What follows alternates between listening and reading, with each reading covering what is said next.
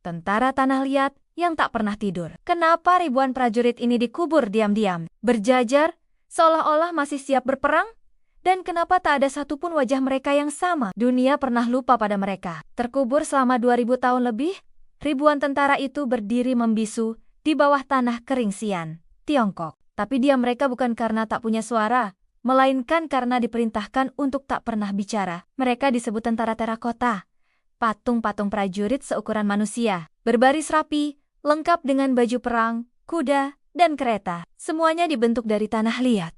Tapi entah kenapa, ada yang bilang mereka seperti hidup, matanya menatap tajam, diamnya menyimpan rahasia dan keberadaannya. Ia menulis sejarah dengan perang, membakar buku-buku lama, dan mengubur orang hidup-hidup demi mempertahankan kekuasaan. Adalah warisan dari obsesi seorang kaisar yang terlalu takut mati. Tahun 221 sebelum Masehi, dialah Kaisar Qin Shi Huang, penguasa pertama yang berhasil menyatukan Tiongkok dengan tangan besi. Namun di balik semua kejayaan itu, ada satu ketakutan yang tak bisa ia kalahkan, kematian. Dan di dalamnya, ia ciptakan tentara pribadinya dari tanah liat. Ia bisa menaklukkan negeri, tapi tidak bisa menaklukkan waktu. Jadi ia memilih secara gila, membangun kerajaan di alam kematian. Ia perintahkan ribuan pekerja untuk menggali bumi, membentuk ruang bawah tanah seluas kota. Bukan 10, bukan 100, tapi lebih dari 8.000 prajurit. Masing-masing punya wajah berbeda,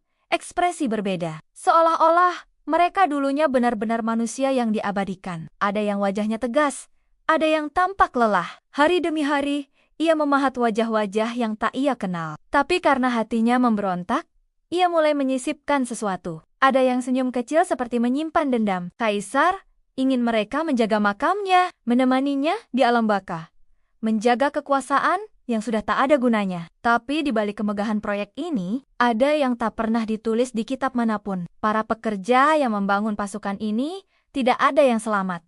Mereka dikubur hidup-hidup begitu tugas selesai. Karena kaisar tak ingin siapapun tahu letak pasti makam dan rahasia yang dikuburnya. Bayangkan, tangan yang membuat wajah-wajah itu justru terkubur di dekatnya. Jiwa-jiwa yang terpaksa membangun rumah bagi kematian mereka sendiri. Salah satu kisah menyebut tentang seorang pematung muda bernama Li Yuan.